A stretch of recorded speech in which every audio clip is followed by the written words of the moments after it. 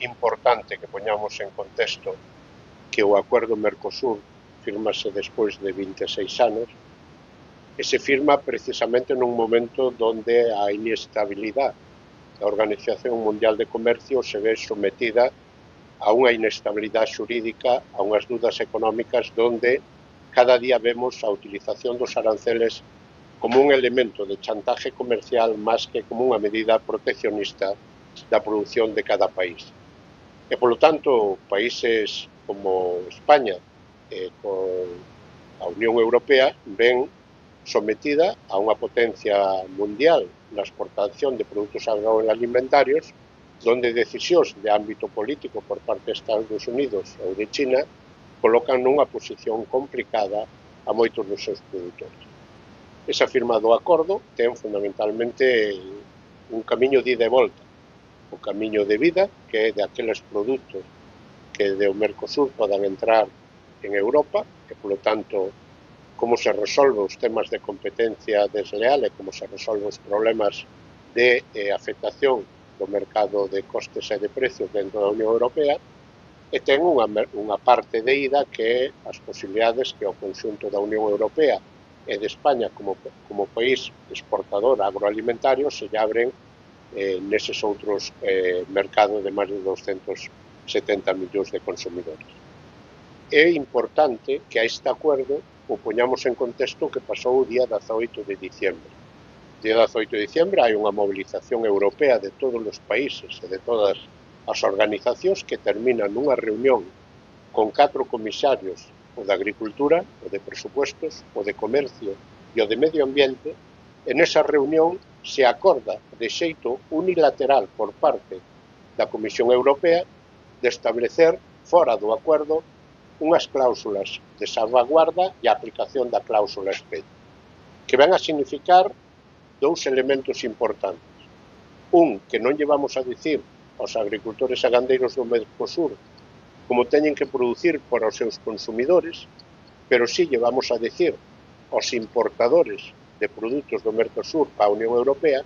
que na Unión Europea non pode entrar ningún produto con estándares diferentes dos que temos aprobados para a Unión Europea. E o segundo que hai unha serie de sectores que, por costes de produción, poden verse afectados e se declaran sectores sensibles. O de vacuno, o de aves,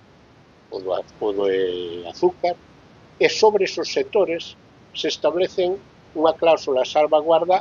que en caso de que haxa unha variación de máis do 5% do volumen do produto pactado ou do precio en Europa, permitiría parar automáticamente esa importación. Eso permite a maiores unha serie de mecanismos que hoxe no acordo explicitamos para que haxa unha actuación inmediata de paralización nun máximo de 21 días para non chegar a situacións de que o daño xa fora irreversible, polo tanto a paralización chegara tarde. Nesa situación o analizamos desde o punto de vista de Galicia e a reflexión é distinta dependendo de que estemos falando. Probablemente non nos vemos afectados nas posibilidades que se nos abren de exportación a esos países. Nós non somos exportadores nin de produtos lácteos, nin de viño a Mercosur, e o que sí somos é importadores de proteína vegetal, porque prácticamente o 100% do noso consumo nas granxas de polos e de porcos ven do Mercosur e prácticamente na alimentación animal, onde os costes son máis do 60%, pois dependemos do grau do millo e da soxa que veñen desos países. Por lo tanto, cando falamos del Mercosur, falamos que hai unha parte importante que nesta tensión con Estados Unidos e China nos vai a permitir que sectores estratégicos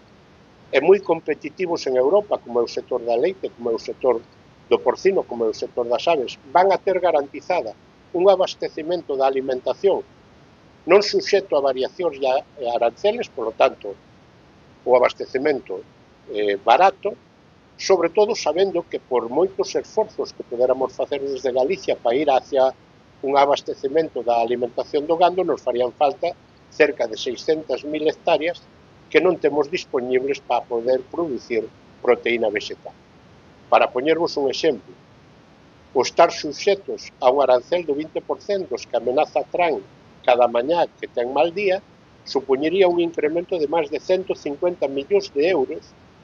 a alimentación das granxas galegas. Polo tanto, a parte da entrada do Mercosur de produtos baratos, a Galicia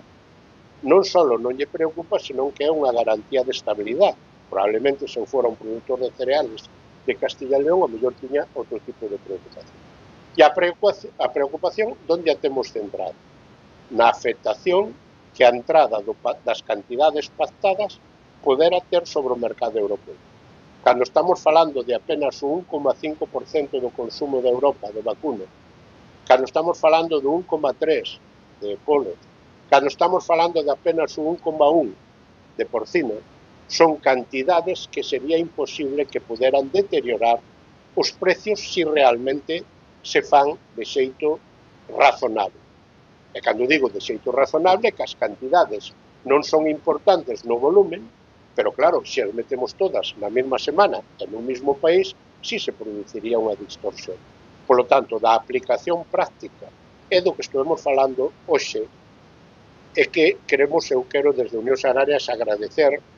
o compromiso da conselleira, pero o compromiso da presidencia da Xunta, que considera que é un tema que afecta ao conxunto do goberno, que afecta ao conxunto de Galicia. E, polo tanto, a parte de exixir públicamente á Comisión e ao Ministerio que poñan en marcha as ferramentas pactadas, establecemos, con base ás competencias propias que ten a propia Xunta de Galicia, ese observatorio, ese seguimiento, esos controles dos produtos que podan vir nese país, para que haxa unha actuación inmediata, como digo, para poder desde aquí pedirlle á Unión Europea a aplicación e a actualización desas cláusulas e evitar esos efectos que a posteriori, pois, desde que te mataron, pois non vamos a resucitar. E logo, vamos máis alá nun compromiso adquirido, que é traballar primeiro e ter unha dependencia cada vez menor deses 3,5 millóns de toneladas de cereales soja que importamos cada ano, son 750 millóns de euros, aproveitando as terras que poden estar abandonadas ou aquelas de explotacións que podan ir abandonadas. E protegernos naqueles sectores que somos deficitarios, como somos o leite, para que Mercosur sirva de aliviadeiro para aqueles excedentes que de non encontrar no mercado chino por aranceles podan ir ao Mercosur e non descargarse sobre un país deficitario como España, que podían distorsionarnos o sistema de precios que neste momento podemos ter de leite e de carne. Somos conscientes de que todo o que é un cambio importante xenera incertidumbres. Acordémonos cando estábamos falando da entrada na Unión Europea ou da posta en marcha do sistema de cuotas, que se xenerou unha situación de incertidumbre que de boa fe moitos gandeiros compraron. É certo que cando pasamos dos sentimentos e lle poñemos números ao acordo,